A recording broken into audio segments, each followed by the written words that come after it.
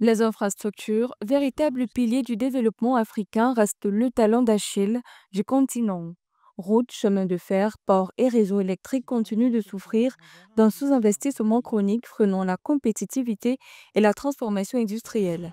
Selon la Banque africaine de développement, le continent fait face à un déficit de financement compris entre 68 et 108 milliards de dollars par an, alors que les besoins annuels totaux se situeraient entre 130 et 170 milliards de dollars. Nous devons identifier les meilleures stratégies et mesures les plus efficaces pour financer les infrastructures ferroviaires et aéroportuaires, l'énergie, les télécommunications ainsi que d'autres infrastructures, non seulement pour servir chaque pays de façon indépendante, mais aussi pour permettre à ces infrastructures de servir l'ensemble des pays du continent dans le cadre de l'intégration régionale et continentale.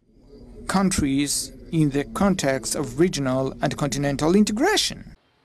Le programme de développement des infrastructures en Afrique souligne l'urgence de mobiliser 16 milliards de dollars chaque année pour les projets transfrontaliers jusqu'en 2030.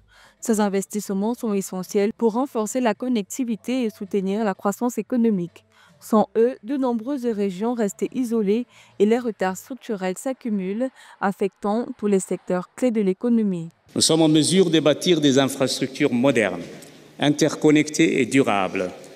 Notre souveraineté économique, notre compétitivité et en définitive notre unité en dépendent.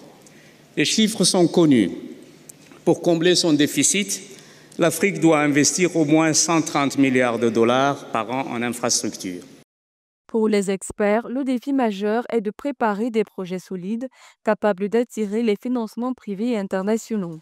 Chaque dollar investi produit des effets multiples: création d'emplois, augmentation de la productivité, inclusion sociale et renforcement de la souveraineté économique. La qualité de la préparation conditionne directement la viabilité de l'impact de ces infrastructures sur le long terme.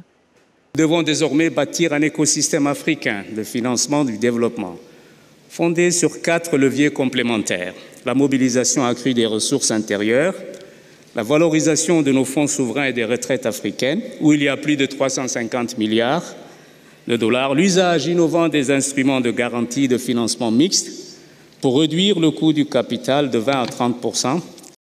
Concrétiser cette vision nécessite un engagement renforcé à tous les niveaux. Les gouvernements doivent garantir un cadre réglementaire stable et attractif. Le secteur privé doit devenir un acteur central et les partenaires internationaux sont appelés à soutenir des financements structurants. La réussite de cette transformation déterminera en grande partie le futur économique et social du continent.